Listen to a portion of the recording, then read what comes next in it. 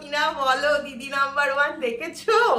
আমি তো এক্ষুনি দেখে আসলাম, বাপের বাড়ি গেছিলাম, ওখানে দেখেছি। তো ওখানে তো এগুলো নিয়ে যাওয়া হয়নি। তো জানতে পেরে গেছে আমি উইনার হয়েছি। শেষমেশ মানে ভীষণ খুশি, ভীষণ খুশি।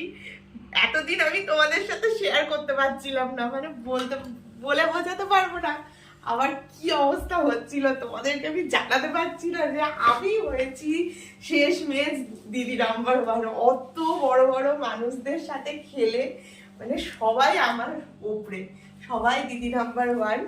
আর পূজাদি তো মানে বলার কিছু নেই, পূজাদিকে অত বড় সেলিব্রিটির সাথে খেলে যে আমি উইনার হতে পারবো আমি কোনোদিনও ভাবিনি। তো ভীষণ খুশি, ওখানে সবাই দিদি নাম্বার ওয়ান, তার মধ্যেও এই এই ট্রফিটা একটু পেয়েছি, এতে বেশি খুশি। এটা আমার জীবনের একটা শ্রেষ্ঠ পাওনা, অনেকগুলো শ্রেষ্ঠ পাওনার মধ্যে এটা একটা শ্রেষ্ঠ পাওনা যোগ হলো।